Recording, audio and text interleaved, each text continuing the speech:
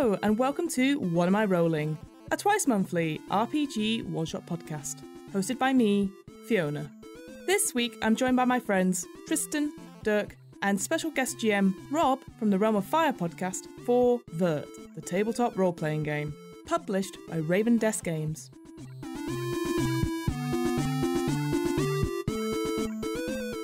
Vurt is an RPG based on the visionary and hallucinatory science fiction novel by Jeff Noon. Amid the glass-strewn streets of the lethal and anarchic Manchester, England of the near future, players ingest slender Vurt feathers to travel to parallel worlds, vivid, unique, and unpredictable as our wildest dreams. But they're no mere fantasies. These worlds and all the wonders and horrors they contain are as real and as every bit as dangerous as the one you were born in. You can find out more about Vurt the RPG and buy your own copy on the Raven Desk Games website.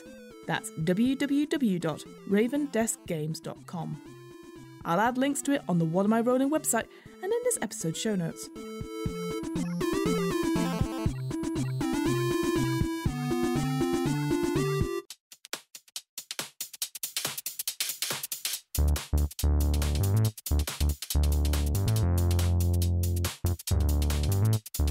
So here's how Vurt works. Vurt uses the Cypher system, a hugely popular rule set that powers other well-known RPGs such as Numenera and The Strange. Lauded for its elegance, ease of use, and narrative focus, the Cypher system unleashes the creativity of GMs and players with intuitive character creation, fast-paced gameplay, and a uniquely GM-friendly design. Our guest GM Rob does an amazing job of explaining the main game mechanics, so I won't go into too much detail about them here. The main thing to remember is this. When determining the success or failure of any kind of action, the GM assigns a difficulty to the task on a scale of 1 to 10. A 1 is extremely simple, whilst a 10 represents a Herculean task beyond the means of most mortals. Once the GM has assigned this difficulty, the rest is up to the players. Players must apply their skills and experience, tools or other advantages, aid from one another and other assets in order to reduce this difficulty. They can also focus a limited resource called effort to further lower the difficulty of actions really important to them. Once a player has reduced the difficulty as much as they are able to, they roll a d20. The target number they have to beat is equal to 3 times the difficulty set by the GM. And that's it. A massive thank you to our guest GM Rob for running Vurt for us. I know Rob from a couple of RPG streams that we both played in, and it was an absolute joy to have him run this game for us. Rob is one part of the Realm of Fire podcast, a podcast about hot Warhammer takes from 2 grown-ass middle-aged men. Their words, not mine. If you can handle scalding hot opinions on Warhammer 40k, Age of Sigmar Soulbound, Warhammer Fantasy Roleplay, Dark Heresy, and many, many more games, this is the podcast for you. Listen to Realm of Fire podcast wherever you find podcasts. One last thing before we begin. Naturally, there are times in this one-shot where the players and myself, mostly myself, get the rules wrong or forget something plot-wise. Whilst we always endeavour to stick to the rules wherever possible, at the end of the day, we all make mistakes. And what matters most is that everyone enjoys themselves. So, with all that out of the way, let's play Vurt. Well, hello everyone, and welcome to Vurt. We are going to be playing a game of the Cypher system from Monty Cook's Games, set in Jeff Noon's excellent setting of Vurt, a cyberpunk, futuristic Manchester where it rains a lot. So very different, very different to reality. So there's 2 elements to this which are going to be quite new to a lot of people. There's the Cypher system, which is brilliant and should be spread across the world. Burn your 5 ebooks, play Cypher system. It's fantastic. And the setting itself. I'm going to run through the Cypher system, the mechanics of it. The key to it is everything in this game and this world has a level of 1 to 10. And I always use the example of a door. So you have a door and it's level 3. In order to kick that door down, you need to pass a level 3 check. In order to pick the lock of that door, you need to pass a level 3 check. In order to flirt with the door and make it open for you, you need to pass a level 3 check. It's nice and simple. And how you pass those checks is the only die you really need is a d20. You get that level, This all sounds a bit maths-like. Don't worry about it. You take the level and you times it by 3. And you need that or above to do it. So level 3 door, kick it down, 9 or more. Fantastic. But you're saying to yourself, Rob, hang on. Once we hit level 7, you can't roll 21 or more on a D20. What do we do now? What do we do? So the things that you do in Cypher System, how you use your stats, your skills, your equipment, is to bring those levels down. So you can do it in a number of ways. The most common is skills. If you had a skill in door opening, you'd say, Rob, is this relevant to opening this door? And I'd say, yeah, that's relevant. And your level of your skill drops it by a rating. So it was level 3. I've got a skill in kicking open doors. It's now level 2. You only need a 6 or more to do it. Nice. Another way is helping each other. You might say, I'm also good at kicking doors. Can I help? And yeah, that drops it by another level. Fantastic. Now it's level 1.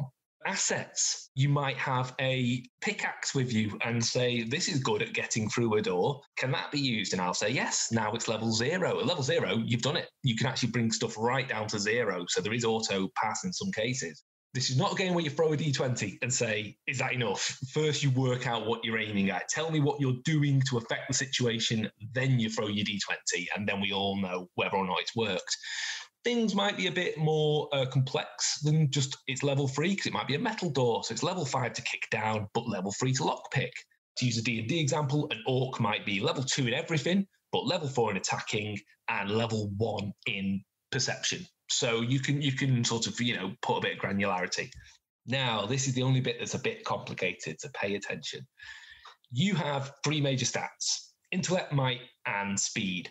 They are pools of resources that you have, and they are your hit points. So if you start expending them to do stuff, you're going to run out of fuel pretty fast. So be careful. How you can expend them is by putting a level of effort into something. Say you've got that level 7 task, and you've got no skills, no friends, and no equipment to help you, and you still need to pass it. You can put in a level of effort. You spend 3 points from the relevant pool. So we will talk about what the relevant pool is. If you want to kick the door down, it's might. If you want to lockpick it, we'd probably say that's speed. And if you want to hack the data pad that I didn't mention before, that's intellect.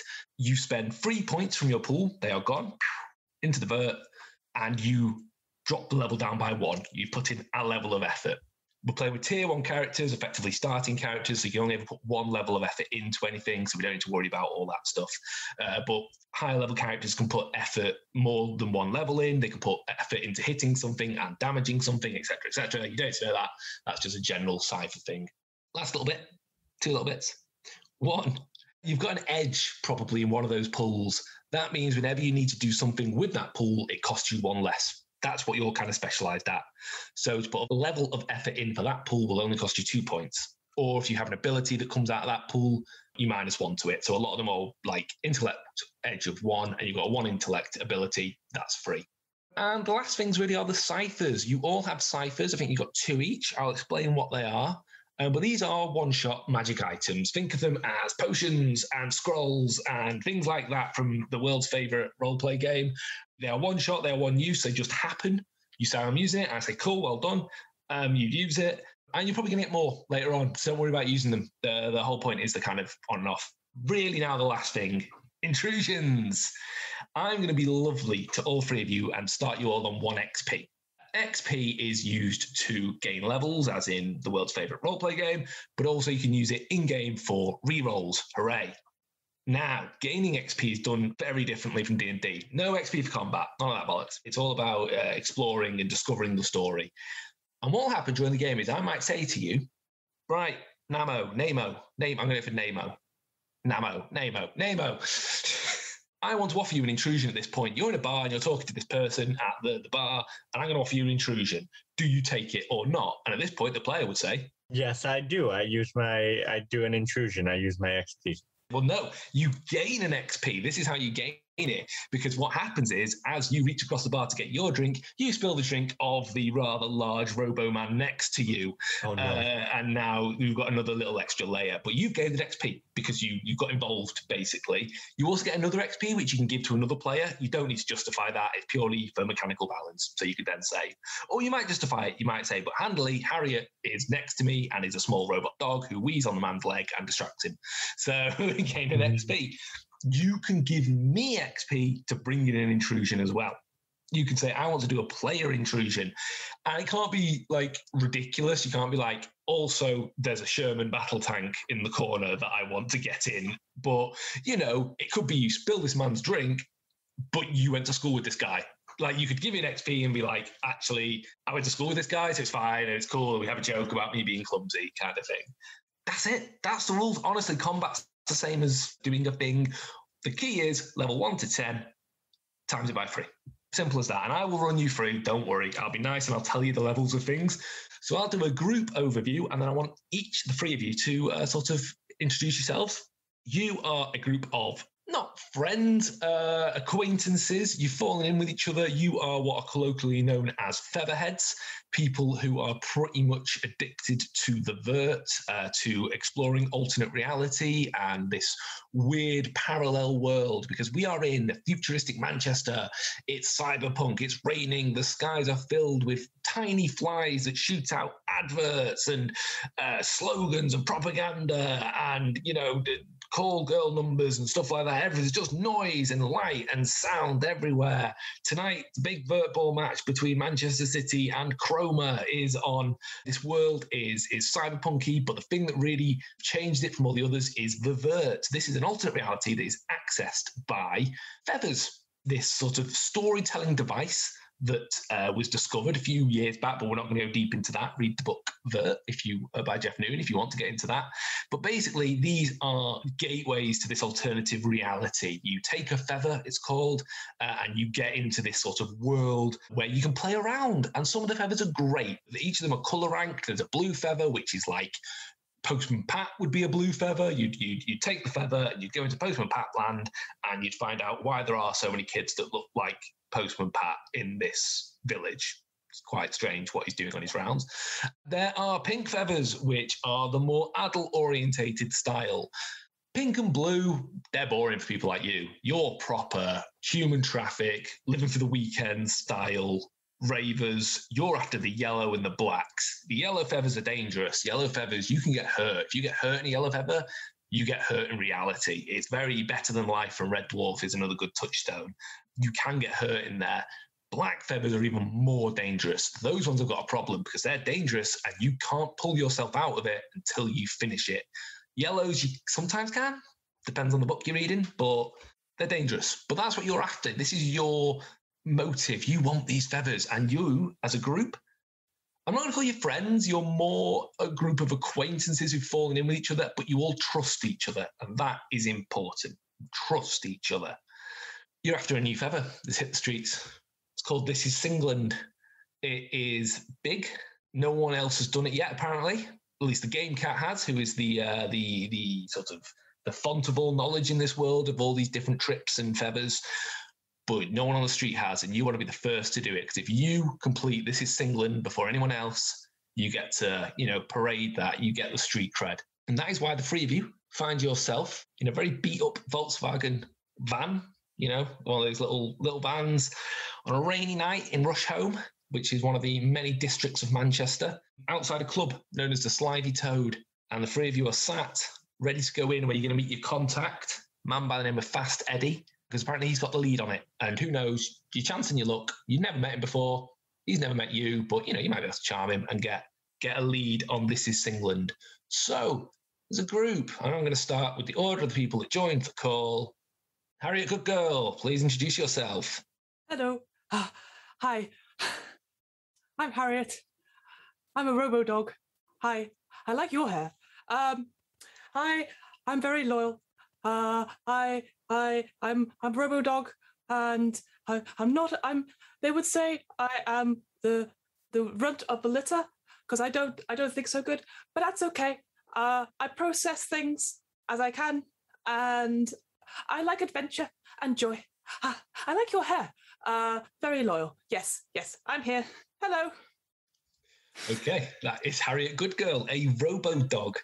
I'll explain. It's all going to sound weird when I say what people are, but I'll explain why. Nemo, I've changed that already. I've already did a different one. Nemo. I'm Nemo Komakino. I am a shadow man. I am just a shadow man. I had a very good childhood. I am I have a lot of interest in the Vurt. It's something that they really use to kind of whole society. And there's a lot of stuff that we don't know, a lot of misinformation out there. And I just really I just need to figure it out. Like I've got my friends. I've got Harry, yeah, I've got people I know, but I'm really interested in what am I being lied to about actually going on here. Excellent stuff. And Ewan Green. Yeah, Ewan Campbellwick, but known to people as Green. And sorry, I've just got that. Sorry. I'm probably the surly face guy of this group. I tolerate the other two. I mean, frankly, that dog gets right up my nose. I'm a pure human. I'm a pure human, and I'm proud of it, really. But I'm also a bit of a meddler. These pesky blurb flies that are tormenting us all the time with marketing material and advertisements. I can take control of them. So that's one of my skills, and that's what I bring to this party. But if you know what's good for you, I think leave the talking to Fast Eddie to me. Okay, I trust you. I like your hair. Gets right up my nose, that dog. The three of you leave the van and head into the Slivy Toe. It's a place you're aware of. It's a club. It's not the nicest club in the world, but it's a club, and it's a club that will serve all of you. The clientele is a big mix of humans, robo-humans, dogmen, robo-dogmen, shadow dogs, dog shadows, robo-shadow men. So basically, as a quick aside here, the thing with the Vurt universe is at one point in the future, human population dropped to the bare minimum, and there was a real problem. So scientists came up with a sort of virility drug called Fecundity 10, which the idea was it would improve, the population numbers. It worked, and it worked too well. And humans being humans then started mating with everything they could find, which led to an awful lot of cross-species pollination, I think is the nicest way of putting it. And so there's different modes of being: human, robot, dog, and shadow. Shadow beings are the beings of dreams, the beings of nightmares that can get into you and read your mind and manipulate things. And Vurt beings as well, beings that actually came across from the Vurt. However, we don't have any of them in the party. So the ones you have to worry about are robo, human, shadow, and dog. And there are innumerable, actually I think there's innumerable, I think you can count them out, combinations of them. But yes, everyone in this world pretty much is a bit of a mix. The most common is if you're going to mix is Dogman, because humans are strange like that. But yes, this club is pretty nice. The lights are going, the music is pumping, the musicology is banging out, the DJ is spinning some excellent feathers, the shapes dancing in the air. Everyone's having a good time. It's only about 11 going towards midnight, so people are just getting their first buzz. It's all right. Music's going. You all recognise the track that's playing. Let's call it Move Every Mountain by the Shamen. And that's banging away. The lights are going. And as you step in, Ewan and Nemo, I'm going to say you see, Harriet, you're a little bit, being a robo-dog, how big are you? Actually, tell me how big you are. While you are a robo-dog, you can decide, are you dog-sized? Are you human-sized on all fours? Are you like one of those Boston Dynamics things, Well, now this has opened up a world of things I didn't think about 30 minutes ago. In my head, Harriet is the size of a corgi. So it is as irritating as Ewan says. It's like, for fuck's sake, but it's like, hello, hi. Yeah. I like almost that sort of like shin level, essentially. Right. Okay. Do you say negative master a lot? Yeah. There's a canine version of this somewhere, but I'm trying not to go for that. But yes, if think of Crichton from Red Dwarf, that's what I'm thinking of. So. Right. Okay. So yeah, you definitely can't see. All you can see is this forest of legs moving. But Nemo and you see up on, you go in and there's like a balcony level just above facing down onto the dance floor, and you can see Fast Eddie. You know of Fast Eddie. He is a roboman in a very slick suit, shark skin, and he's got a sort of little sharp moustache, a sort of biv moustache from the 1940s, you know, the fin waxed thing, but obviously made of chrome, slicked hair. And he is sat in a booth on the balcony looking down the dance floor with a bit of an entourage, 3 or 4 hangers on, all laughing at everything he says, though you can't hear it because the music is just at this point. What do you do? So the first thing I'm going to do is, and I don't know how heavy like robo dogs are, but I feel like I could pick up a corgi, so I'm gonna pick up Harriet and be like, "There's Fast Eddie." Oh, thank you, but it's very high. Please put me down. Okay, thank you. Thank you. Okay. I like you though. Thanks for thinking of me. Thanks. You're welcome. Yeah. I'll stay down here and keep a lookout. I don't have thumbs. I forgot. I go to do thumbs up, but that's one of my weaknesses. I don't have thumbs. Sorry. Have we made a connection with him prior to this, Rob? Is he expecting us? Yes, he is expecting you. You sort of left him at. You got a very non-committal. You buzzed him on his feather phone, said, you know, do you know where this is England is? And he just said, meet me here, but without really giving a huge amount of direction or anything. So he's aware. To be honest, he is probably here dealing. That's why he's here, to be honest. Let's do this, but Harriet, just keep on the lookout. Keep them peeled. I can do that. Doggy grin. Okay, Nemo, let's proceed to the booth, and I'm just going to pull my collar up and look like I know what I'm doing, even though I don't. Yeah. Excellent. Okay, so you to go up. Harriet, here we go. First mechanic of the game. I want to offer you an intrusion. You can either refuse it, you can hand me an XP back and say, no, I don't want it. Or you can say, yes, please, and it happens, and you gain an XP. I do not say no. What I would like it. I will give me intrusions. Let's go. Okay, fantastic. As you are just sort of settling down on your back legs to, keep a watch out, the DJ ends Move Every Mountain by the Shea Men, and unfortunately spins it into a little-known record from back in the day known as Who Let the Dogs Out by the Bahar Men. And you are compelled to dance, despite the fact you have been told not to. So I want a level 3 intellect check off you, please. So no, that's my weakest one. I've only got an 8 in that. A 9 or more. If you want to put any effort in, you minus points from your intellect pool.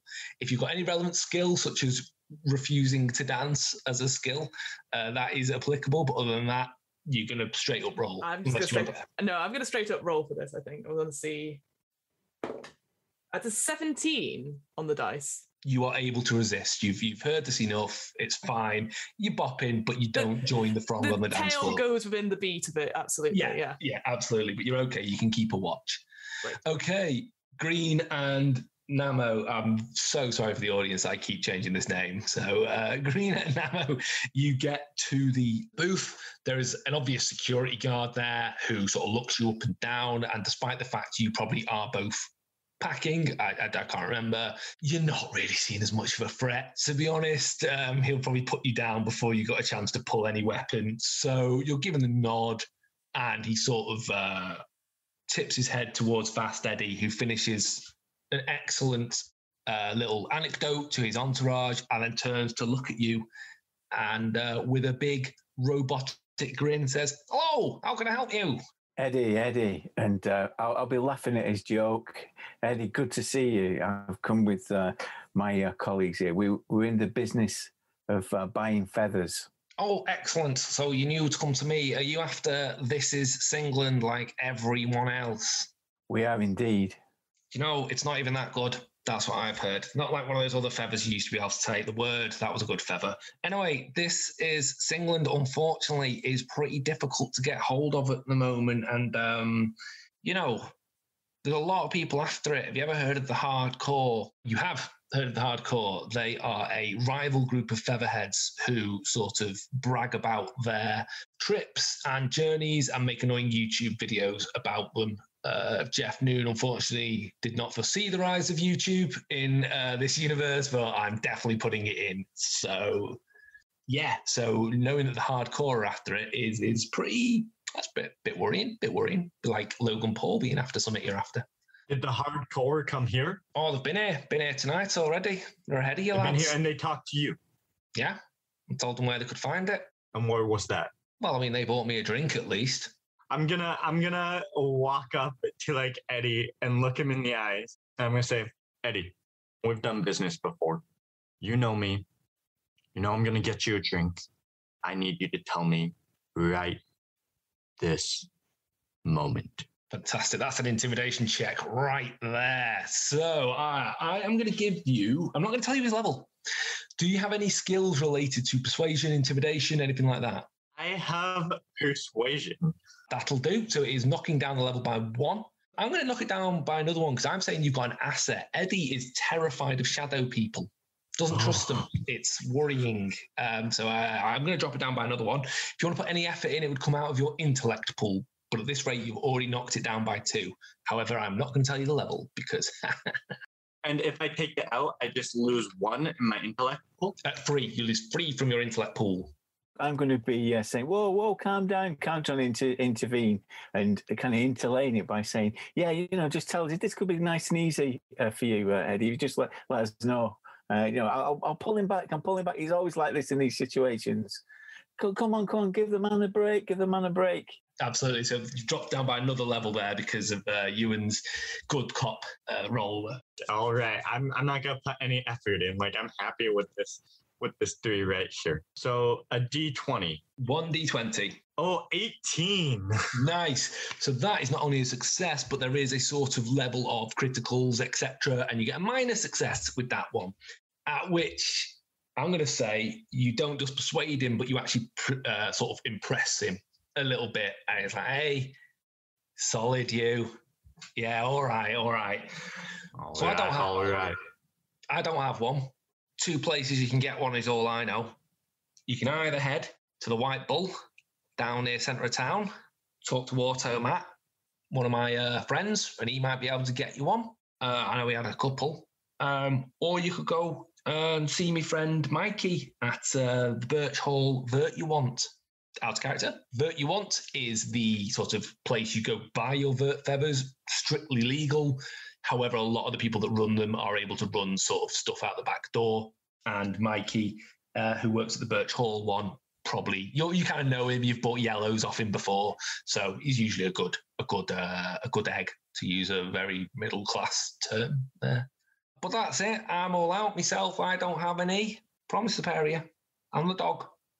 It's not that good. It's not that good. If it's not that good, what's making everybody so keen on it? Well, it's new, innit? Everyone's after the new buzz. It's not like one of the old classics. It's not like Stash Riders, stuff like that. You said it's a trend. Yeah. It's not very good, but everyone's into it. Everyone wants it. I don't know. Maybe I'm getting old. Maybe it's just not for me now. Maybe I like the good ones, the old ones. Have you done Darling Buds of May? That's good. It's okay. It's nothing special. You know us, Eddie. We like to walk the line. Yeah, I know, and that's why I like you both. I'm the dog. Go on, have a good evening, and before you go, snakebite and black, please. Actually, and he counts his entourage. 4 snakebites and black, please. Can I just give Eddie a pat on the shoulder as we walk away? I'm not gonna respond. I'm just gonna give a pat. Do that, and you as you turn, the dogman security sort of comes at you. But Eddie's like, no, don't worry. They'll get theirs. That's the last thing you hear as the music goes. And you've got your lead. You've got your first couple of leads. Now, I am running this as a one-shot, so there'll be times where I'm just going to push you on. So that's how it goes. That is how it goes. We're going to cut there, and you leave the Slivy Toad as the song Ebenezer Good blazes out from behind you, and you're back on the rainy streets. Your little van is in front of you. You've got a couple of leads there. What do you want to do? And also, I've got to stop now doing my Terry Christian voice. I think if anything, was these two talking, I'm sort of just singing the song of Who Let the Dogs Out under my breath. That's sort of like yippee-yi-yo, that's over and over. How did it go? I'm glad you're both back safe. We've got a choice. Either we go to Also Matt, or we go to our good friend Mikey at Birch Hall. They both sound really good options. I bet they're both nice and have good hair. How are we going to decide? Shall we flip a coin? Flip a coin? Yeah, let's do it. Right, someone roll me a d20, please. Go for it, Dirk. You've not had it yet, yeah. Oh, yeah, okay. I've got a 5. Cool. You flip the coin.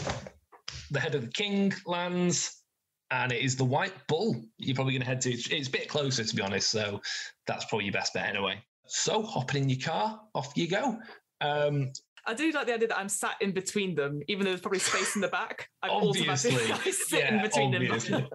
And we'll keep the windows wound up so you can't put your head through it.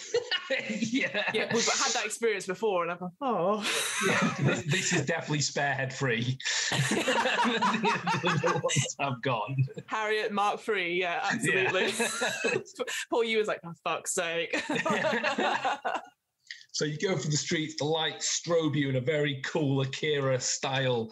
You hit a couple of blurflies on the way, a few ex-cabs, like Ubers of the cyberpunk universe, try and smash you off the road, but you're all good. It's busy. It's busy. A few Manchester PD cars fly past. As I say, Vurt ball on tonight. It's all a bit violent. Someone said something about something coming home, but you didn't quite pick it up. And off you make your way to the White Bull. Where are we going to put the White Bull? Let's say it's in Hume. Hume is a rather rough bit of town in Vurt. Nowadays it's quite nice. It is sort of one of the choppier ends of town. It's where the students used to be and sort of still live. It's very rough and red, up and coming, you'd say, if you were from London. It's an up and coming area of the city. It's like Peckham Rye about 10 years ago. And you know the White Bull. It is a very traditional pub. It is painted matte white, flat roof, very small windows. In other words, terrifying. A terrifying pub. A pub player Fiona would never be seen dead in. So, yeah. A pub that I would walk horridly past if I was actually on the streets. The shutters down, apart from the door. Yeah, one of those ones. It's got a sign that just says "Students Welcome," long faded. Locals only. Yeah. Outside though is a rather large bouncer. 2 of them actually having a chat. They see you pull up. They laugh at your van, but they happily show you in. They're not bothered. Again, you are of no threat to these people, so they're not gonna be rough and ready with you. You and actually, I should ask, really, you have blurred fly capability. Are they zipping around your head? Do you show it? That makes sense. Do you have a constant sort of cloud around you, or no? I have numerous pockets that they fly out of when I'm ready to launch them, but usually I keep them concealed because I find them irritating as well. So. Yes, for the people at home, a blurb fly is, imagine a drone mosquito. So something that small, annoying, but it can, broadcast a message or a bit of propaganda. Or so, yes, the post, it's YouTube, it's Snapchat, it's everything combined to a tiny mosquito drone, and it flies in your face and it's very annoying. And they are everywhere, absolutely everywhere. And finally, Namo, how much shadow do you show? So you are, on the face of it, pretty much pure human. The shadow elements often show in the eyes, or you can sort of have yourself, sort of your fingers might trail off into shadow kind of thing. How shadowy are you, if that makes any sense? You can control it, but in general, how much shadow do you present, if that makes sense? In general, I want to like emanate shadow. Like, I'm very proud of it, so I want it in my eyes. I want it like trailing around like my hands and behind me as I move. Like, I am announcing this. I am not ashamed. All right, just so I got that in my head. But yeah, 3 of you are welcome into the White Bull. You go in. There is some rock music playing on the jukebox. A lot of regulars sat round. A couple of tables look a bit rough and ready. There's a pair of Robo-Crusties, which are sort of the robots that checked in and then never checked out, or the other way around, checked out and never checked in. And they're joined by a massive pair of droid dreadlocks that joins the pair of them together. They have decided to take that step and become one symbiont being, and they are currently pushing a tiny amount of beer around in a glass back and forth. They're obviously on their last one and can't afford much more. Behind the bar is posh Aidan, a very dapper dog man, incredibly groomed and attired. Again, I don't know why I happened to have pulled this one out again, but imagine a 1940s sort of like spiv guy, or this is obviously the trend in Manchester at this point, is spiv wear, 1940s. So Private Walker from Dad's Army for the people at home, and for our Canadian friends, I don't know, sorry. Imagine 40s, slicked hair, little moustache, tiny cigarillo that might not even be lit. But he sees you as you come in, takes a measure of you, and by the time you actually get to the bar, there's already 3 half pints of bitter on the side for you. Hello, can I help you? We're looking for Automat Aidan. Is he in today? Right. He is. He's in the back like he always is. You're the second crew to come. Who was the first? Bunch of scary lads, actually. One of them, big quiff, big old quiff. That rings a bell. Could any of you make a streetwise check, please, if you got that as a skill? You can all make the check if you want to. If you have streetwise, that's relevant. If you want to put effort into it, don't. It's not worth it. It comes from your intellect pool. I'll just make a straight one. Sure. A 4. A 4. You don't even know what a quiff is. No. They sound like bad people. That's as far as I get. Anyone else score anything? Can I roll on that too, even though Yeah. It's just thrown out there. It's absolutely it's a passive perception check, if you will. Another 18. I want to make sure my dice roll. Yeah, it's working. I got another one. Okay, fantastic. Well, you recognise that, and you can tell the others quickly as Teddy Boy, the leader of the hardcore. He is known for his rather large quiff, Morrissey-esque quiff. That's bad news. You're talking about Teddy. Teddy Boy, he's gone here first as one pint. Ah, yeah. In fact, you might even catch him, but, patrons, if they're going to use the back room, they've got to have a drink. What's Automat drinking? We'll take something in for him. Automat, what does he like? And he sort of reaches under and he pulls up a bottle of, it looks like an energy drink. It's very yellow. It's called French's Yellow. And he bangs it on the table and he's like, one of these spicy ones. Okay, we'll have one of them with an umbrella in it. With an umbrella? Okay. He turns around to look for an umbrella. You get the feeling he is waiting for you to drink these drinks he's placed in front of you and hand him at least a couple of quid for them. Well, I've got funds, so I'll hand it over. Nice. I should say, sorry, as well, you as a group have an extra £100 with which you are expecting. That's how much this feather is going to cost you, basically. So you might have your own amount of money. You might have no money because you're a dog. I've got £200. You got £200. I like the idea that I have a credit card that comes out as a tongue. I can pay. Me. But as a group, you have an extra 100, which is for the feather, basically. Oh, I see. Okay. Yeah. So, Harriet, can you buy my drink? I don't have any money. It's all right. I'll get them in. Oh, I can help. I can help. Just give me a sec. Trying to get the credit card out. But presumably by the time it comes out, Ewan's like, fuck this. Yeah, Ewan's paid well ahead. Yeah. You get less than £1 back from a fiver for free halves. He's very pleased to watch you. He's all, hey, drink up. Or, go on then, you can go back. I sort of say, could one of you put it in a saucer? I can't reach. I think you've got a hatch in your back which gets opened up and you can pour the drink into. Oh, I thought you were going to be like a nozzle that just goes. You can have that if you want. You are no, a hatch will do, and one of them can pour it in, and I'm like, ha. Yeah. It's more liquid than you got blood in your tiny body. Yeah, exactly. So stepping back, going into the back room is that classic, you go just behind the bar, loser to your left and to your right. A wave of ammonia hits you as you walk past them, proper wincing, like, oh, ammonia and bleach hits you. And then you go in through like a smaller corridor until there's another door in front of you. And from behind that door, you hear a fucking up, and then a sound of stuff falling. What do you do? What we'll do, I'll launch a blurb fly to survey the room, and so we can see what's happening before we go in. Yeah, good idea. Yeah, you quickly just throw one out. You sort of throw it in the air, and it catches the wind and flies in, buzzing away. And you give it a little, almost like a blurb eye view of what's going on. And you see a classic back room of a pub, boxes of peanuts and pork scratchings on one side. And then there's like a table with a very primitive feather fax machine.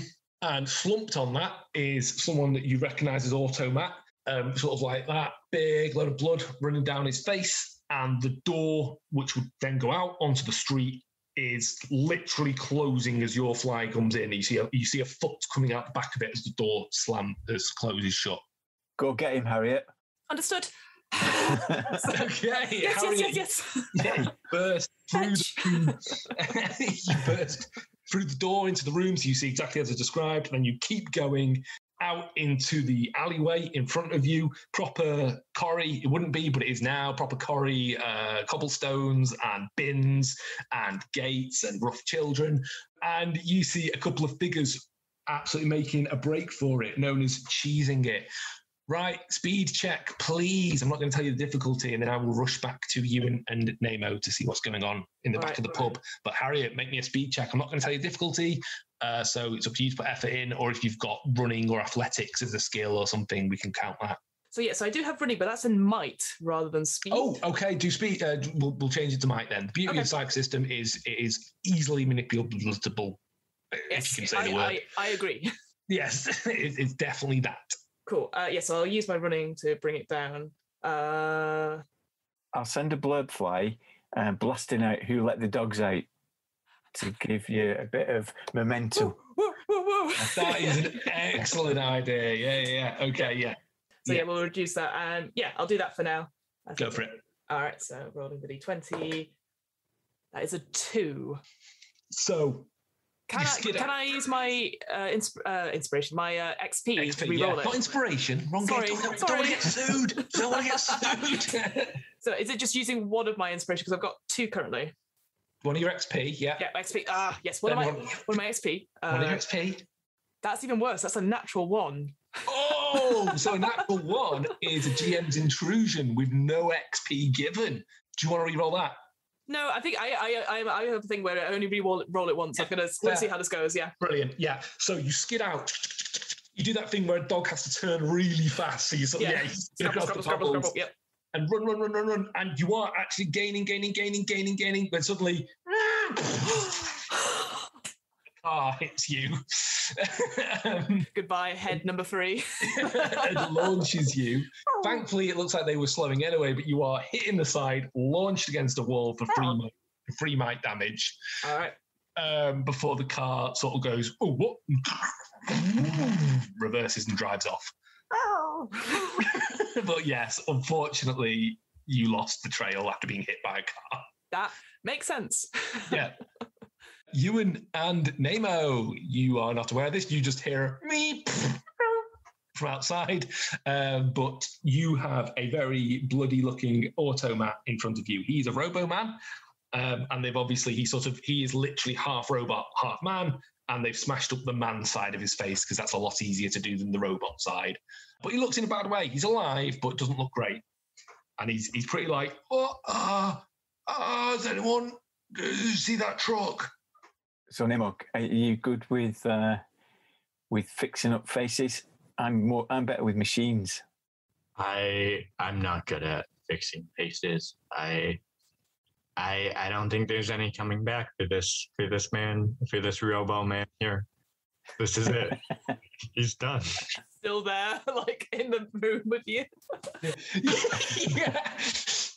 I'm so sorry. Have to put him down. Wait, what? Actually, Ewan, do me a roll, please. I'm going to say it's intellect if you so want to, if you put any effort in. But I'm going to use your skill of fixing robots. I'm taking that in, so it's down 1 level already. Okay, and we've got this energy drink, haven't we? With an umbrella in. Can I pour a bit of that over his face as well too? Absolutely, yeah. Sorry about the ice cream van. That's So I think that makes the scene even better. Yeah, 99, thank you. Love it. okay. I've rolled a 15. Fantastic. Automat actually is showing more human than he really is. Having a look under where they bashed his face up, he's actually got an entire chrome face, so it looks like he's got a layer of skin, Terminator style. So you're able to use your skills to sort of stabilize him a little bit. He'll have to buy himself a new half of the face, but underneath he's okay. He's just a bit shaken. You're able to pour the energy drink into the right places, the French's yellow mustard drink into the right bit, and he's back to his old self. He's used to it. He's a feather dealer. He's used to getting battered occasionally. Speaking of, the door opens and a very limping Harriet good girl comes in with sort of Hot Wheels style battle damage down one side. Do not worry, I am fine. Harriet, what happened? You should see the other car. Ha ha ha! Wait, did you say car? Yes. Unfortunately, they did not stop. But I came here because I thought you needed help. Harriet, no more chasing cars. We've talked about this. We don't chase cars on the road. What do? We don't chase cars on the road. But I'm looking at Ewan this whole time because Ewan told me to go. So, and we look both ways when we're on the road. We look left, and then we look... Other left, yes. No, right. Oh, no right. Harriet, did you clock which direction? They were ahead of me, and then I was not ahead of them. I was very far to the right of them. They've gone. I'm sorry. Sad. Tail down. you lost them round an alley, unfortunately. There's no way you can tell. There was a group of them, though. I told them to halt, and they did not. So Matt, what hit you? Well, and then you realise there's a perfect, like, bell hammer shaped indentation in his chrome head. It was that Teddy boy. He came in with his mates, was like, "Can we get her This Is England?" I said yes. You realise that Automat is now going to tell you every detail of this story. I said yes, and they said good, because that's what we're after. So I said, okay, well, I can get one. And so I turned around and I opened my desk drawer. And while I was doing that, two of them sat down, but Teddy boy stood up. So I opened my desk drawer, and I keep a lot of things in my desk drawer. I keep feathers in my desk drawer, that's one thing. Pens. We don't need everything in your desk. Thank you very much. Oh, yeah, sorry. So I said, yes, I've got one of them.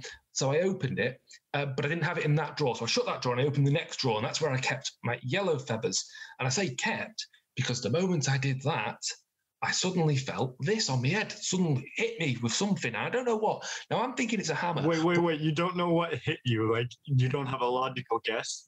Well, you see, I think it was a bell hammer, but, it could also be a mattock. Mattocks are very similar to hammers, so I'm not sure. But a lead pipe is a classic mugging weapon, so it could have been that as well. And I don't want to say... Please get back to the story. I won't interrupt again. So Matt, do you do deals with the hardcore quite often?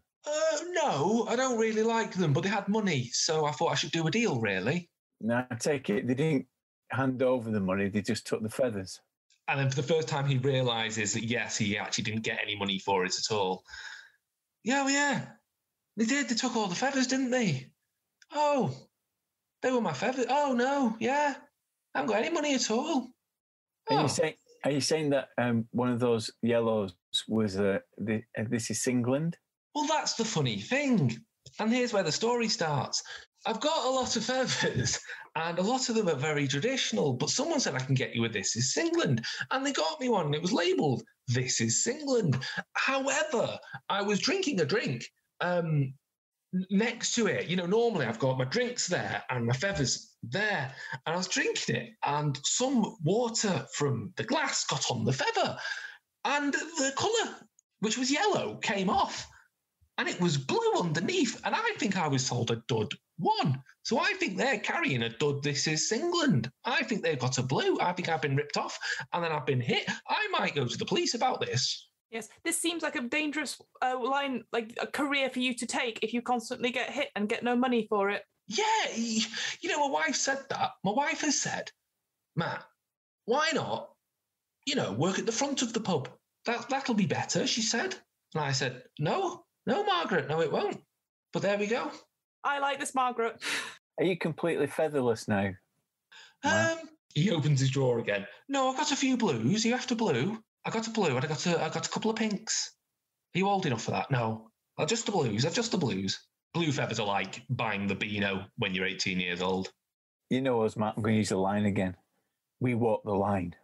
Oh, yeah, like that Cash fella. Jimmy Cash. He's good, him, isn't he? Does those songs. Hi-Oh, Silver Lining. That's my favourite. Yeah, no, I'm pretty featherless now. I'm sorry, you lot. But, you know, there's bad people out there. The hardcore lads. Where would you find them? Where do they hang out? Do you know what? I don't really know. I think they've got a pad on Meldon Road. That's all I know. But they move around a lot because I don't think they pay their rent either. They're not. They don't seem like the type. No, I really should stop dealing with them, to be honest. But, you know, they're bigger boys and they come and they demand things. I'm not really cut out for this feather dealing, am I? Harriet, no, I reckon we get in the van and head to Birchall as quick as we can before Teddy gets there. That seems the best plan of action. I like it. I like you.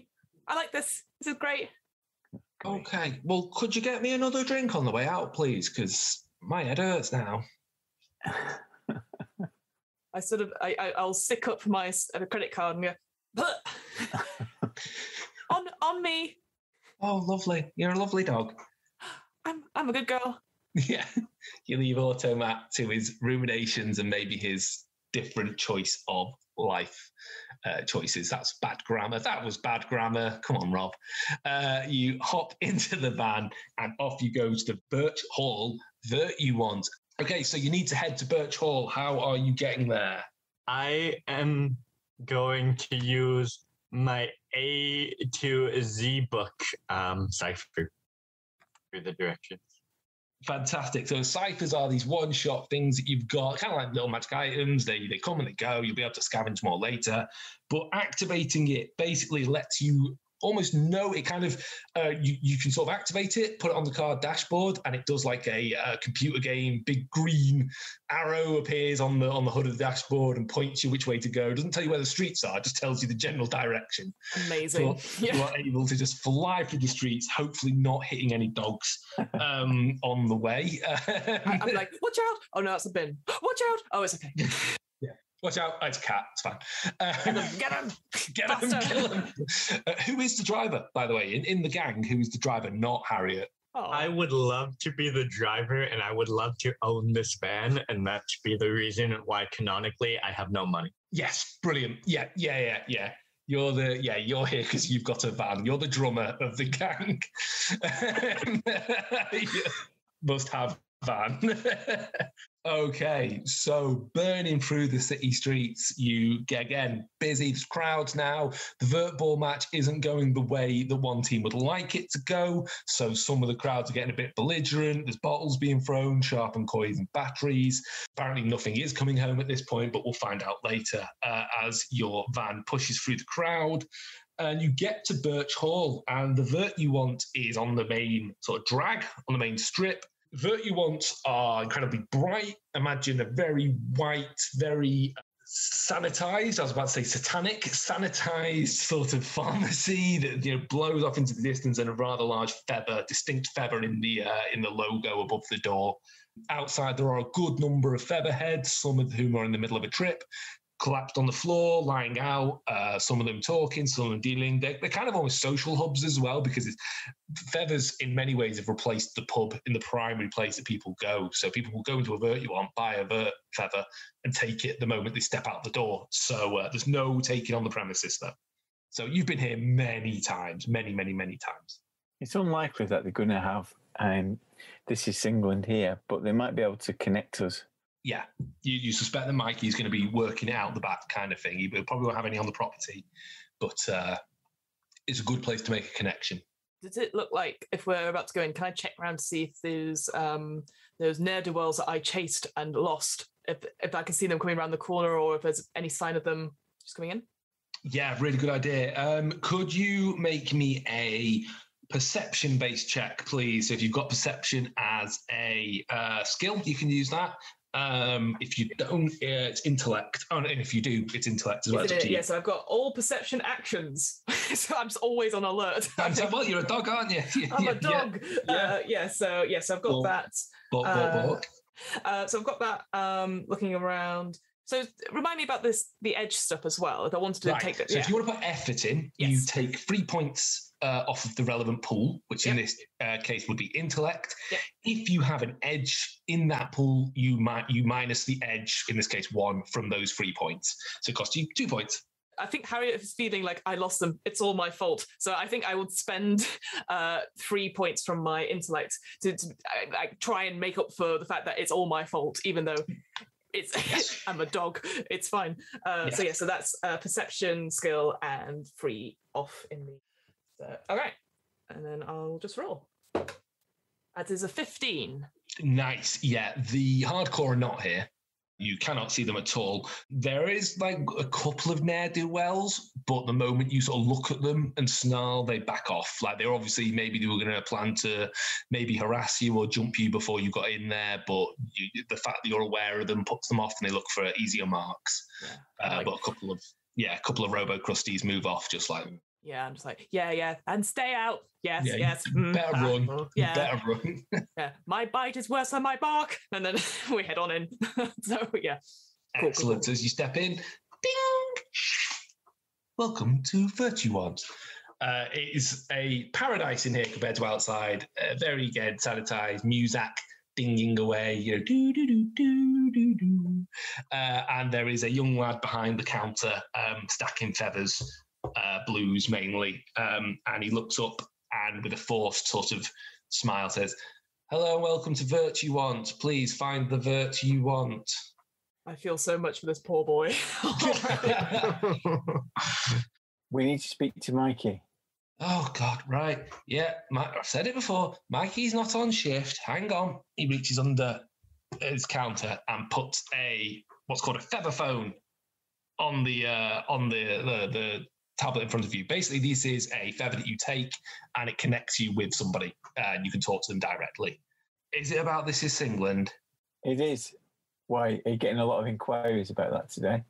You would not believe it. Do you know, if this job was interesting, I'd find out what was going on, but I don't care. So, yes, to answer your question, yeah. You're not from the MEN, are you? Have you heard any reviews? Because we've heard it's mixed. Well, my friend took it. I wonder if they've come out yet, actually. No, I haven't. I bet it's good. You know what I mean? A lot of them are remakes and reboots these days, so you never know. But occasionally you go into it without reading any reviews. That's what I've heard. Just straight in. Don't think about what it's going to be, and you'll enjoy it. Apparently, that's what I've heard. Where is your friend? Are they okay? Are they safe? Oh, they'll be fine. He's just not on shift tonight. Where are they? Maybe we can ask them. Well, that's what the feather phone's for. Amazing. Give them a call. Ah, that's so cool. I like you. Right, who's going to take the feather? I've not explained how you take a feather, and it is both gross and exciting at the same time. I am willing to take the feather. Like, I'll look at it, I'll look at the other two and see if, like, anyone gives me a no, but if not, I'll take the feather. So to take a feather, I hate this idea so much. They are large, and you literally open your mouth and dip it like a COVID test to date where we are playing. I was more thinking like with like Pingu with a fish, and like what? That's what I assumed. But okay, yeah, exactly. Yeah, but you like swab it in your mouth. Yeah, you put it right into the back. Touch the back of your throat with it and then pull it out again. Okay. Which would just be awful. Which is just... Yeah. I'm gonna like scrunch up my face, be like, I hate this. Somebody help me. Somebody. And I'm just gonna like... I mean, you are quite used to them. As a featherhead, you are used to this bit, but it's still not good. It goes down nice and easy. And the next thing is you see a sort of hazy image of a quite tired looking man. Like me, imagine this image appears for the viewers at home. I'm quite a tired-looking man. And hello, yeah, Mikey, what do you want? Hey, Mikey, it's Nemo. Oh, hey, you're right. He says that in a way that he has no idea who you are. Yeah, cool. We heard that you had This Is England. This England, yeah, you want it? Yeah. Right, 100 quid, Wumpy Burgers on Meldon Road. Meet you in half an hour. So could you say the address one more time, please? Wumpy Burger, Meldon Road. Yeah, I got it. Thank you. All right, 100 quid, 100 quid, yeah. See you later. And it cuts out. When you pull the feather out, it has now gone a pure shade of cream. The colour has all gone out of the feather. Yeah, that's very much a whoop. Oh my God. Mikey's kind of a jerk, by the way, guys. He's very rude. And I just think everyone should be prepared for that before we meet him. You'd think most drug dealers would be nice as well. They want your clientele, but he's really not putting in the effort to get my money. Yeah, we'll mark this on the Yelp review. Customer service poor. Yes, I agree, Namco. Harriet and Ewan, you notice that when Nemo took that feather and touched the Vurt for a very minor amount of time, feather phones, while they work with the Vurt, they aren't accessing the Vurt, their skin changed a very slight colour to... What colour would you like your skin to change to for a moment, Nemo? Pink. Pink. For a second, their skin just pinked up a little bit and then whoop, one away again. Interesting. Right, you've got a lead now. Wumpy Burgers on Meldon Road. Which is also where hardcore are based. So we need to be prepared for this because Teddy's one step ahead of us. And if he gets to the Wumper Burger before us, then Mikey's going to be toast. If it is a counterfeit one, fake one. Well, he'll be distracted by the fake. He would have entered and he'll be in the Vurt right now. He could be somewhere else.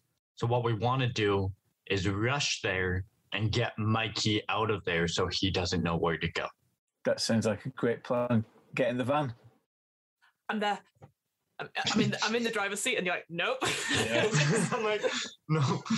But I'll roll down the windows slightly and grab one of my mix CDs and put on Who Let the Dogs Out. Okay, excellent. Yeah, it's a good way. It's the equivalent of a pair of keys. You just try that. Okay, bang into the van, and off you go down Meldon Road. I speed to get there as well, so we make it. High speed. Oh, can I have a driving check then, please? Oh, God. You said the words. If you got driving, that's the relevant skill. If not, I'll take either speed or intellect, your choice, if you want to put any effort in. It's torrential rain here in Adlington at the moment, so it's good sound effects, I think. Oh, excellent. Amazing. Well, do you know what? Let's bleed in the real life. That's very Vurt-like. The rain, since you've been in Vurt, has pounded down, so I'm going to add an extra level of difficulty to this. Oh, shoot. Oh, sorry about that, guys. Okay. I'll use just one effort, so that's 3 points from my speed, from the speed. Do you have an edge in speed? No, I don't. No. Okay, 3 points then. And I will tell you about resting in a second.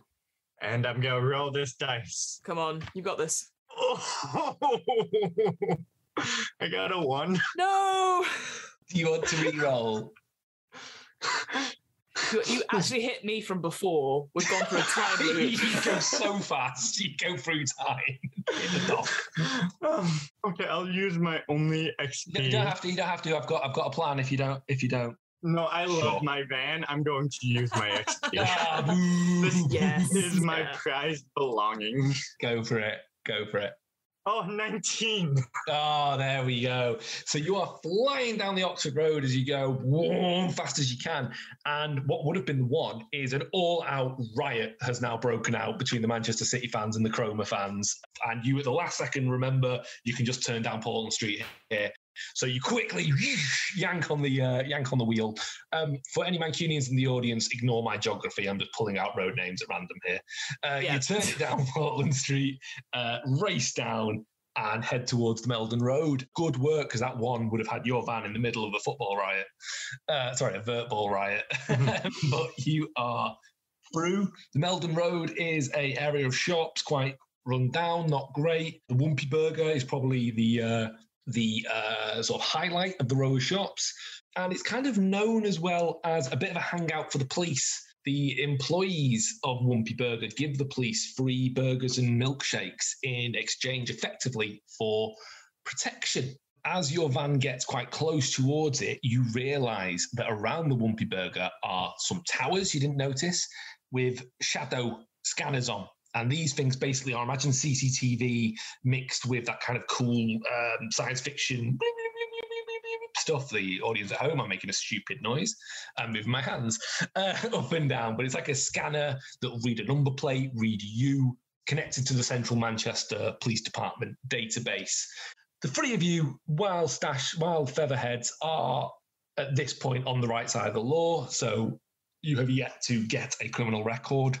Yeah, I'm a good girl, so... Yeah, it's literally the name. So yeah. I hope I don't get a ticket for speeding. I can't afford it. No one has got a ticket for speeding Manchester in 15 years, so you don't need to worry about that. But you feel, particularly you, Nemo, feel the unpleasant feeling of being shadow scanned. And it's like when you get in a lift and it goes before you're ready. Just that moment of just, ooh, it's not full on nausea, but there is just that moment where it just feels like something's up. And yeah, you are shadow scanned, the van is shadow scanned, but obviously nothing flags up on the database. And you're able to pull up in the car park of Wumpy Burger. There are 2 Manchester Police Department cars parked up. Inside, you can see about 3 police all chatting away, 2 human cops, 1 shadow cop, all chatting, a couple of staff, and waiting for you is Mikey. He is pure human. You sort of recognise him. You've dealt with him before at Vurt, you want. And as you're coming in, he sort of waves and then he walks into the Wumpy Burger. He did know who I was. Guy's a liar. Well, he saw your face in the feather, so... Okay, we'll follow him. Mm-hmm. Out the car. Cool.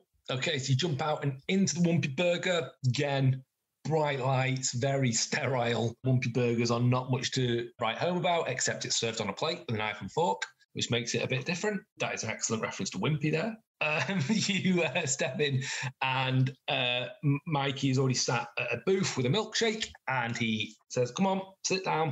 What I really love about Wumpy is that you get those beef tomatoes, those synthy ones. Yeah. Yeah. You don't get them anywhere else, do you, Mikey? No, do you know what? I've never eaten it in my life. I only come here for the protection. And he sort of nods at the police, and they nod back at him. You get the feeling that the reason he is here is because he can't be jumped while there's 3 cops around the place. Maybe. So this is England, is it? That's what we're after. Right. Well, it was 100 quid I said on the phone, wasn't it? It was 100 quid. Yes. Yeah. See, I've been followed here. I'm worried now, you see. I've been followed here. A few ruffians, and I'm a bit worried for my safety. And, you know, insurance is going up all the time. Wages are going down. Furlough's over. It's going to be 110, please. Well, what about those cops? I thought you were here because you had people. Oh, I'm fine in here, but I don't live here. I can't stay here all night. Well, I could actually, but no, I don't want to stay here all night. And, you know, if I go out onto the street, I'm going to, you know, it's just worrying times, isn't it? There are bad people on the street. Have you heard about what happened to Automat? Yes, we were there. Was it you? No, it wasn't us. Yes, I spoke before thinking. Sorry. We know who it was, though. That dog does that all the time. Hello. Listen, Mikey, we know that there's counterfeits on the street as well. So how can we be sure that what you're giving us is England? We don't want any coloured blues. That's smart. Very smart of you. And he pulls out a rather large yellow feather, which on the I'm sorry, I don't know feathers. What's the hard bit that you make a quill out of? That bit, whatever the biological name for that bit is, there is sort of type stamped, "This is England." That's how you sort of identify the feather. It is yellow, and it's got a very, very, very slight sort of shine of silver on it. Silver feathers are almost the top end. Silver feathers are what are known as programmer feathers. They are the sort of the prototypes, the alpha tests, the beta tests.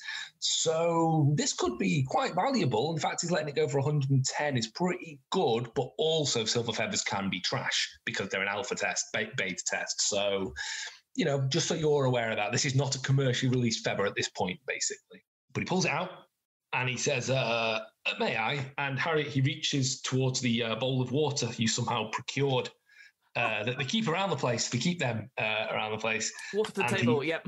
Yeah, and he dips the feather in and then sort of dangles it in front of you, kind of doing a Darren Brown magic thing. He sort of like, oh, and he shakes it. Yeah. The dog gets hypnotized. Look at that. And he turns it over perfectly fine. You can touch it if you want. This is 100% genuine. Now, the police are just looking at this. They are looking at this, and this is not a legal feather. They are just, but they do not care. There you go. What's its story, Mikey? Where's it come from? Well, do you know, no one's really sure. So, do you know Manchester Terry? You are not aware of Manchester Terry. No. Well, he works for Gimbal Inc., one of the sort of one of these hipster feather places. You've got your feather makers who do your big sort of, you're the ones everyone's done kind of thing. Darling Buds of May, that's one. Sad's Army, that's another classic. But then you've got this whole new wave of micro feather makers. All these lads with beards and tattoos setting up like these little places that do incredibly specialised feathers. Have you ever had a milk stout feather? They're very odd. This is one of them. This has come from Gimbal Inc. It's kind of new. I've not tried it, and I've heard some people are like, this is great. Some people don't like it that much. I don't know. It's very, and he sort of starts talking like a wine expert at this point. You've got really the hints of like nostalgia, strong nostalgia vibes, apparently. The notes, yes. The notes, that's it, yeah. It's got notes of nostalgia, notes of violence, that kind of things that people want in a feather these days. I don't know if I agree with supporting gentrification. I think the original price should still stand, Mikey. Right. Persuasion check, please, from Human Green. Oh.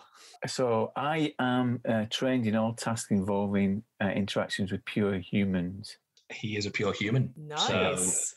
So, boom, bang, bang. It's your time to shine. Yeah. So it's a nice story, Mikey, but you offered it as a price, and that's the price we want. So I've rolled 11. He sort of looks at you in the eye. Yeah, all right, okay, 100 quid. I am being followed, though. Like, that's not bollocks. You've got to watch out. But yeah, all right, 100 quid and it's yours. Okay. Pleasure doing business with you. Who was carrying the £100? I've written it on my sheet, so I'm happy to be like, Yep. do the sickle again. I was going to say, have you checked on it since you left the pub? Obviously not. I went to run after I got hit by a car. So Okay, well, when you go to look for it, it's still all there. Yeah, it's fine. All right, minor blip. Hang on, it's Don't fine. worry Yeah, so, absolutely. Maybe it's not even a credit card. It's just like bills come out like boom, boom, boom, boom, boom. Well, I think as a robo dog, actually, you sort of distend your jaw and like a cash machine, he goes, yeah. And he takes his 100. Oh dear. Okay, all right, yes. a pleasure doing business. I'm going to sit here and drink my milkshake. Enjoy the feather. Let me know how it is, please. Write a review into GameCat. You get one of those burgers with those synthy beef tomatoes on. You'll never look back, Mikey. You'll never look back. All right, I will. But you know what they say, don't get hooked on the produce. And he goes towards the bar. The police give you a proper stare down as you stand up. And Nemo, you feel the shadow cop is trying to get in your shadow. You kind of like have that, almost like a feeling of two psychics, like trying to, trying to push into each other, but they're trying to proper like have a look at who you are. But you've got nothing to hide, so you're okay, really. I've got a contact that can be the police or a manager of a small business. Okay. So I'm going to say, if you allay this, that sitting in a van is one of the pure human ones is somebody I know. Absolutely fantastic. Yeah, it's Disbury Degsy. I knew him before he was a copper. Right. So I'm going to nod to Degsy and just have a word with him and ask him a little bit about hardcore. What's going down? Right, Didsbury's like, all right, how you doing? Been time, hasn't it? Yeah. Yeah, I'm just here with my friends here. Hello. This is a dog. And Hello, Harriet. This is a By the way, shadow. I don't know why he said Harriet. He doesn't know your name. Hello. Hello, my name is Harriet. Hello, Harriet. I like your hair. He starts giving you a little stroke on the back of the neck, which you might or might not like. It's up to you. This is acceptable. Now you are now you and the shadow cop are fully facing each other, just and actually they seem quite nice. But there's a bit of ether talking going on between all the humans and dogs. Just tell us about what's going down with Teddy and the hardcore. They're giving us some jip. Yeah, they're on the rampage. They've been proper going at it. Apparently they attacked Automat at the White Bull. I think just like you, they're after, new frills and that, new frills and spills and bellyaches. They're just kind of chilling out. We've been told to move them on if we see them, but we're not going to arrest them. There's more going on. And as he says that, you see a Manchester City supporters van on fire sort of go down the road behind Wumpy Burger. So we're just having our break, and then we're going to sort all that out there. Just stay away from him. You know what Teddy Boy's like. He's just a show-off. He's all bark, no bite, if you don't mind the pun. Ha ha ha ha ha. Could use you on the force. Need someone to laugh at my jokes. The other police obviously hate this guy, and they're just... Why is you and friends with him, then? That's what I want to know. Wait, can I see into the other shadow's mind? Yes. Yeah, absolutely. Can I see how much hate there is for this guy? Yeah, literally, the Shadow Cop is. The Shadow Cops are in a strange place because they're kind of looked down upon, but they are incredibly important to the police work. So there's already a resentment there. And the fact that this guy's her sergeant, she's just I hate, she's focusing on you. Then the moment he says that, the shadow just switches. It's almost like the Eye of Sauron's warmth. And it's just I hate this guy so much. And she's thinking about getting home and getting in the bath and not having to worry about a Vurt ball riot. I'm just shadow to shadow. I'm going to lean in and be like, oh my God, what a pain. How do you handle this? I have to block it. It's just I've got him on block. I leave him on red, got him on block. Do not even engage. It's not worth it. Avoid eye contact, just repress it first thing you get home. I get it. That's what I do when I have bad business partners. Yeah. You've got to let it go. Just gotta let it go. Don't join the police. Never in a million years. Okay, listen, not that, no disrespect to what you do. Don't worry about it. Enjoy, have a good Cheetahs. Have a good evening, and you be careful in there. You know why. Didsbury. Yeah. I might need to call in a favour. Why? He puts down his milkshake. It's not now, but maybe later. Right. Just watch out for us. You'll do that, won't you? Yeah. You can give the dog another stroke, and me and my shadow here and the dog, we're gonna go. But if I need to call on you, you'll help me out, won't you? For old time's sake, Ewan, yes, I will. Okay. I'll never forget what I did for you in Southern Cemetery. Nice one. All right. I like the police. I just say it out. They're nice. Let's leave. You get a little, just before you do, Didsbury so goes, oh, hang on. And he passes you a tiny badge, which you can affix to, which he affixes to your collar that just says, I love the police. Ah, amazing. Best day. And out you step into the rain. It's now sort of, actually, Dirk, how's the rain in Adlington? Oh, it's settled down now. We've got rainbows. Got rainbows. Oh, lovely. Settling down, and the fires on the horizon are creating a lovely rainbow effect. So, it's all getting nice. And as you step out in front of you on the other side of the car park, you see tapping with a metal bar a rather suave-looking man with an enormous quiff. We're talking a foot high. Yeah, just going up, curling over style. Stood with him is a younger woman who is surrounded by a cloud of buzzflies, and then a massive dude right in front of them who's kind of dressed almost like Father Christmas, but without the hat and the beard. It's Teddy Boy. Now you might have to jump on them here. We're going to do a combat. So in order to determine initiative, there are 2 places a player can be, either before the enemy or after the enemy. You will roll against their level, with initiative being a relevant skill, speed being the relevant pool, if you want to put any effort in. And if you pass, if you beat their level, you're going to act before them. If you fail, you're going to act after them. Simple as that. So if you each want to roll, I'm not going to tell you the level. So it's up to you if you want to put effort in. As I say, initiative would be a relevant skill, or quick thinking, or danger sense. Yeah, Harriet does have initiative. Good old Harriet. Yeah. I have danger sense. Yep, I will take danger sense. And yeah, speed or intellect if you want to put in for effort. I'm going to put in an effort for my intellect. Fantastic. What do you all score? 14 for Harriet. I've got 12. What did Harriet? 12 for Ewan. I got a 6. Oh. You put effort in there, didn't you? Yeah, and I have danger sense. Brilliant. You brought it down by 2 levels. You all can act. So you step out, you see him before he sees you, or the group of them see you. Sort of like he's, I'm going to say, about 20 yards away. I don't know how far a yard is, so that just sounds good. Across the car park, your van is to the right of you. Again, let's put it in a triangle. That's about 20 foot away. So it's almost like a triangle. You, them, your van. So you've got a number of actions to take, and they're kind of what you expect. You can move, you can attack, you can defend, you can guard. It's not detailed for combat, so do not worry about it. Just tell me what you want to do, and I'll work out the mechanics of it. So just to be clear, so I guess if this is like a triangle, like you said, if we run across, they can see the van. Yes, yeah.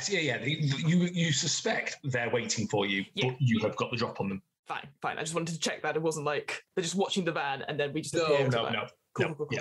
Right. Who's doing what? Okay. As a first action, what I'm going to do is lob a sonic grenade into the center of this triangle. Wow. And I'm going to say, heaven knows you're going to be miserable now with that quiff. Excellent. Okay. So while I mentioned earlier that ciphers always work, they do, but if you want to sort of do this, you're going to have to pass the skill check basically to throw it correctly rather than throw it in. So it will activate, the grenade will go off, but you've got to get it accurate. So I'm going to put this as speed. Well, Namco's car's going to be exploded, we know now. No! At least it's a sonic grenade, so... Okay, so it's speed. I've got 1 point of effort in speed, so I'm going to knock it down by a level. Cool. Okay. And I've rolled a 10. Yes, so you throw this grenade, it lands beautifully in between the 3 of them and detonates, unleashing a massive sonic wave. What level was the grenade, please? It's level 2. Cool, so it's going to do 2 damage to the people in the concussive blast. There's like this guitar riff just blows out, and from the debris, a sort of almost a shadow of Pete Townsend going on his guitar sort of dissipates into the air, and the 3 of them are thrown backwards onto the floor by the sonic blast. So yeah, boom, hits. Namo, what are you going to do? I'm going to assume they haven't seen me yet, and as a shadow, I'm good at stealthy things because I have stealth. Yep. So I want to hide and start moving towards them, like out of sight. If I could reach them, I would want to stab Teddy, but I think that's too much. Okay, let's just do the stealth bit first then. Yeah, so absolutely make me a stealth roll, please. So it will come out of speed or intellect, your choice, and if you've got a relevant skill, again. Yeah, I have stealth as a skill. I feel like that might be relevant. Yeah, that definitely comes down to it. I got a 15. Brilliant. You are able to sort of blend in with the natural shadows of the car park, plus the fires in the distance, and you're able to sort of dissipate a little bit into the night. You can't like completely become a mist or anything like that, but you become very difficult to see as you make your way across the car park. Harriet, and you're not within stabby range yet, but you will be next turn. You got close enough with a stabby dagger. Right. Okay. So can I ask something? It's not related to the combat, just because I'm just curious, because obviously we've got some really cool ciphers going on with the A to Z. Mm-hmm. We had the Sonic thing. I've got acid double biscuits level 4 and dog seed cake. Could I ask what they are? Yes, before I do something drastic? Yeah, acid lassie single biscuits are a small, flat dog biscuit depicting a bulldog wearing shades and a spiked collar. Anyone who is part dog receives +1 to all intellect rolls for 10 minutes per level of the cipher when you eat it. Oh. And what was the other thing? Sorry, dog seed cake. Oh, this is like a small roasted hayseed biscuit, typical hippie burnout baking from 3 decades ago. Pluses to your might pool. You get an extra point in your might pool. However, you get -1 to all social interaction rolls thanks to your weird earthy breath. That's amazing. Neither of them are important right now, but I'm just out of interest. I was like, I wonder what they are. In case I just stop throwing them randomly at other people, they don't do anything. That's good. Absolutely, they're not grenades. That's what I'm saying. Cool. Just wanted to say. I think I'm going to stick by Ewan, and be ready. Essentially, like following his direction. I've seen Namo, go after the shadows. They've done that before. And I'm just like, right, I'm ready for instructions and just wait to see what everyone else does and follow their lead, essentially. Yep, so follow their lead. So you can guard, you can wait effectively if you want to. You can see what they do and then act if you want. You can I'll do that. Yeah, I'll hold. Do I have to? Is it like D&D where they do something? I have to say what I'm doing if it goes off. No, you'll basically say I'm going to hold, and then you'll act after them. You just have to say I'm going to act after them. Yeah, so I'll just hold there. I'm not going to do anything else. So yeah. Their turn's really simple because they got knocked to their feet. The 3 of them stand up like, oh fucking hell. Oh, fucking hell. I don't know voice of these ones. So yeah, I don't know why they're boaty. The 3 of them stand up. What was that grenade? Oh God, it flew me off my feet. Klaus, go get them. The big boy sort of points at you and starts stomping towards, but he doesn't get very far. Most of their turn was just standing up and for some reason having David Bowie accents. So Harriet, it is back to you to act in the after phase. So they have literally stood up, and only Ewan is a current target of aggro. Oh well, then I'm not having that. Ewan's my friend. I'm gonna go meet Klaus, like and like do essentially what police dogs do, and like go for the arm and hold, like bite essentially. Fantastic. So DM never rolls dice in the cipher system. Nice. In order to avoid an attack, you have to get their level or better. In order to make an attack, you have to get their level or better. So you are making a might attack in this case. Okay. If you want to put any effort in. Now you can put effort into the damage if you want to. Instead of saying, I'm going to make it easier to hit, you can hope that you hit and then do more damage if you want to. I think for now, I'd want to make sure I do hit rather than damage, so I'll do that. So I have a level. Yes, I'm gonna use use effort because I've got an edge, so that's just a 2 on that. And I will go balk. And that's a 2. I'm gonna re-roll, if that's all right, with my XP, my last XP. I really should give you more XP, actually. No, it's fine. There we go. That is a 17 on the dice. 17, fantastic. So you actually get to do a bonus damage as well. So yeah, you jump up and sink your teeth into Klaus's arm, and he roars in a weird German accent, and sort of like moves, and your little legs are going up as you're being swung about, but you are clamped on and good. Okay, back to the 3 of you again, because now it's before them on the second round. You 3 act out the area you want. Namo, you have the closest to you is the girl who got knocked over. She's now the closest to you, but you could probably get past her and give Teddy a stabbing if you want to. But I'm going to make you pass a stealth check to do that, or you can guarantee a stabbing on the girl. Ewan, you've thrown a grenade, and Harriet, you're currently clamped onto the arm of Klaus. So, what are you all doing? In fact, I'll tell the initiative because I can. Namo, what are you going to do?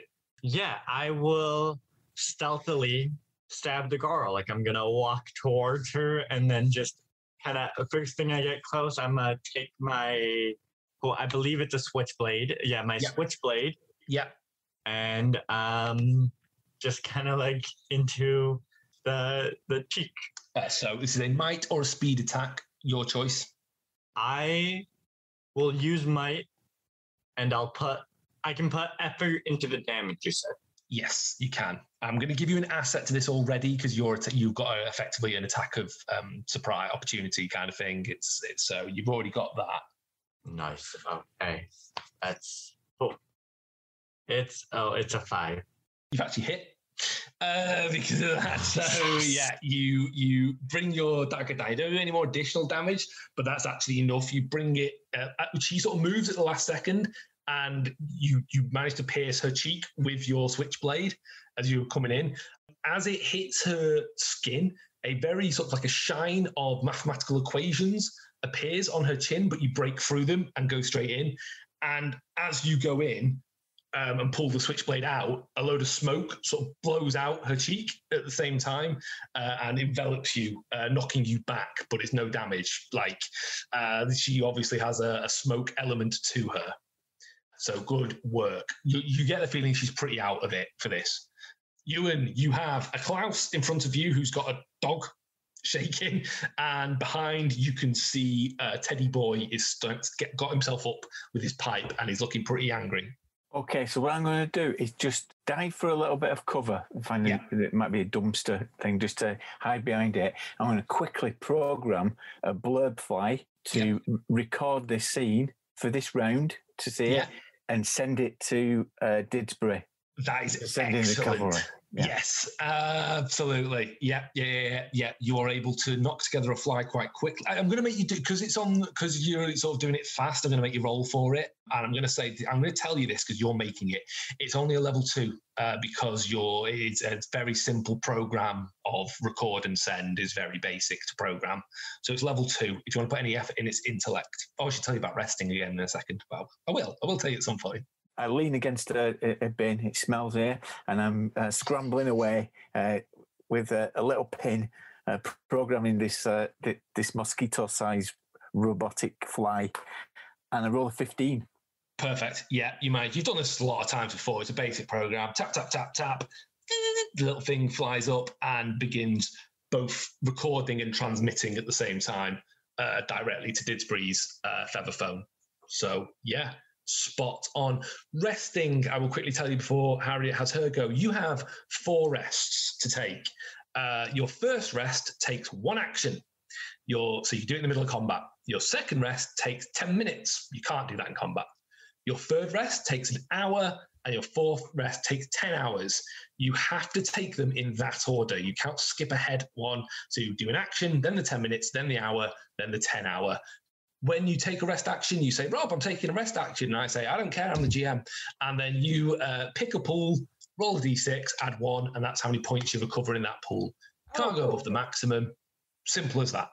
If you ever rest for 11 hours, 10 minutes, and 1 second, then you've taken all 4 at once, and I just assume all your pools regen. Basically, if you take the 10-hour one, you're long resting effectively, and it's fine. Boom, put your points up.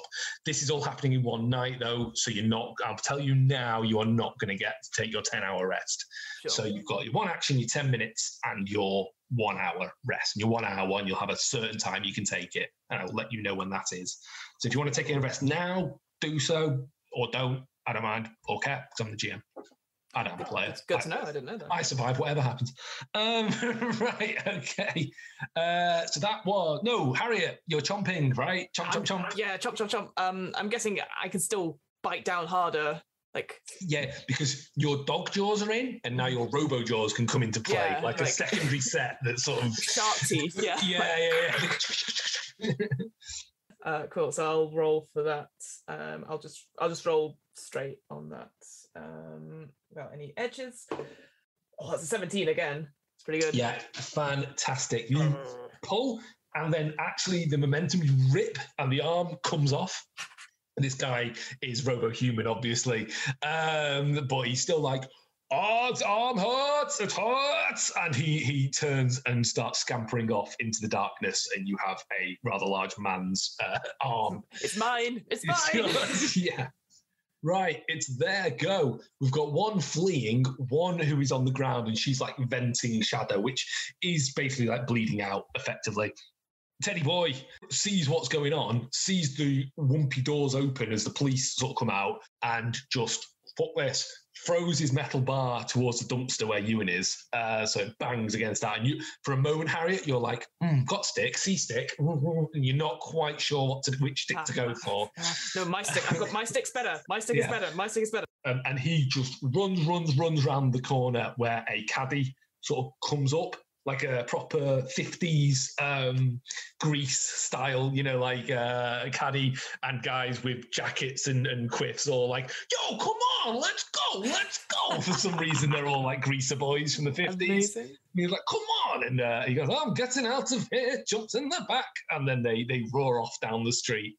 Maybe the hardcore will be back, but for now, you have certainly shown them up. Especially you, and if you keep hold of that recording, that could be something that you could post on the feather web and really do them down. But that's how gang wars start. That's how. We'll keep it for collateral at a later date. Yeah. So I'm going to push you on a little bit here. After seeing off the hardcore, do any of you want to take any rests at this point? No. I think I'll take an action rest. Take the action rest. Yeah. Yep. Go for it. I'll do that. You swallow a little bit of robo meat. So I'll do that for my might. So You will roll a 1, so don't worry about it. Okay, so I've got 3 back. So that's... Yep. So you make your way back to the van with the feather, minus £100, but you've seen off the hardcore, and you get back to your pad in, let's say, Moss Side. You drive up, park the van nice and easy. The verbal riot is quieted down a little bit, and certainly you're quite far away from the stadiums. You get back to your crash pad. It's the same as it was when you left. So it's time to take the feather and begin the adventure.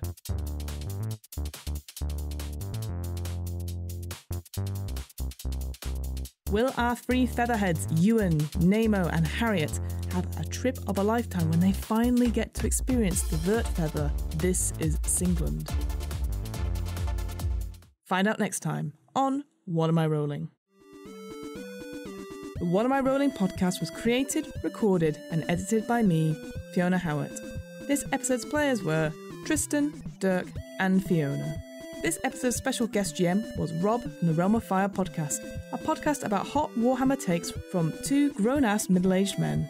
Listen to the Realm of Fire podcast wherever you find podcasts. This episode's RPG was Vurt the Tabletop Roleplaying Game, published by Raven Desk Games. You can find out more about Vurt the RPG and buy your own copy on the Raven Desk Games website. That's www.ravendeskgames.com. The theme music was 8-Bit March by Twin Musicon of twinmusicon.org, licensed under a Creative Commons 4.0 license. If you want to find out more about the podcast, check out the website. That's www.wairpodcast.com. Fancy getting in touch? Email the podcast at whatamirollingpodcast@gmail.com. Finally, follow the podcast on Twitter and Instagram at WAIR_podcast for the latest news on upcoming episodes. And remember, adventurers need not apply.